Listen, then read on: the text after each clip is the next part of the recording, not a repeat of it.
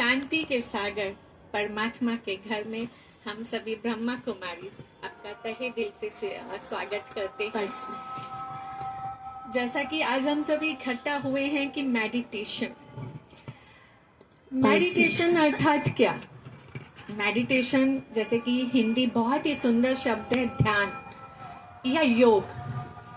हमने बहुत ही सुना था कि मेडिटेशन करना है।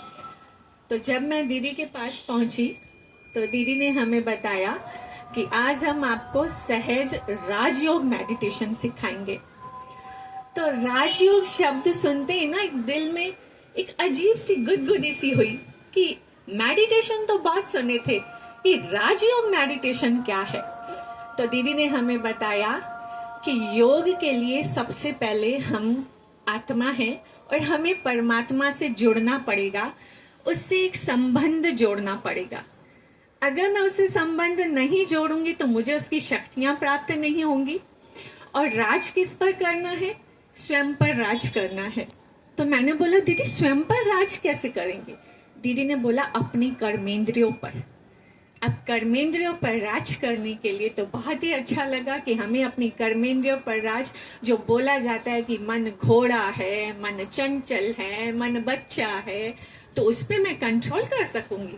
दीदी ने बोला हाँ बिल्कुल कंट्रोल कर सकेंगे। तो अब जब तक एक मनुष्य का एक दिल होता है ना कहीं कोने में कि मैं इतना करूं भी, सुबह 4 बजे उठूं भी, फायदा क्या?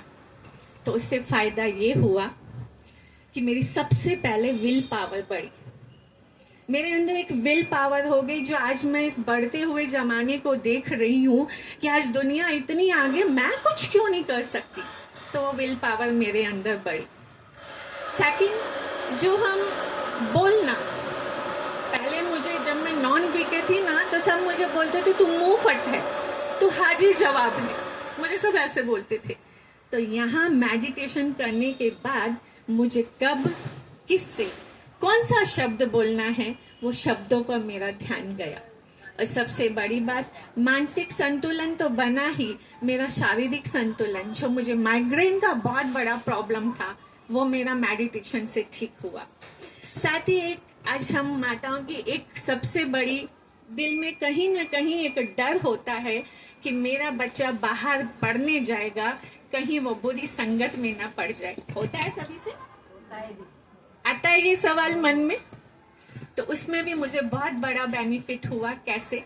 जब हम सुबह अमृत वेला परमात्मा से अपना कनेक्शन जोड़ते हैं तो ना सिर्फ मेरे अंदर उसकी शक्तियां प्राप्त होती हैं, जैसे अभी हमें दीदी ने ग्लोब पर शक्तियां देना सिखाया, वैसे ही मैंने मेरी शक्तियां बच्चे को ट्रांसफर की और परमात्मा को सौंपा कि परमात्मा वो बॉम्बे जा रहा है, इस मायावी दुनिया में जा रहा है, लेकिन संस्कार जो है ना यहाँ के, वो ही वापस लेके आए।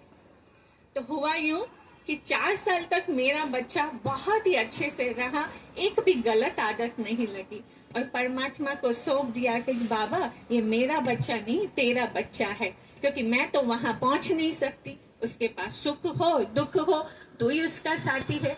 तो परमात्मा ने बड़े अच्छे से अपनी जिम्मेदारी निभाई। आज वो मेरे बच्चे नहीं, भगवान के बच्चे हैं। तो मुझे डर रहेगा? बिल्कुल नहीं रहेगा। और सेकंड बात, सबसे बड़ी, बिजनेस में बहुत उतार चढ़ाव आया, एकदम जीरो बैलेंस हो गया था, लेकिन उसमें परमात्मा ने कभी मुझे नहीं लगा कि मेरा बिजनेस या मेरे पति का आज बिजनेस नहीं है। उसमें से भी हम लोग ऐसे उभरे ना, और उसके लिए पता है कहाँ से दुआएं मिली? ये हमारी राजयोगिनी जो तेजल दीदी हैं, जो हमारी ब्रह्मा कुमारी है, इनके योग के बल ने हम पर कार्य किया।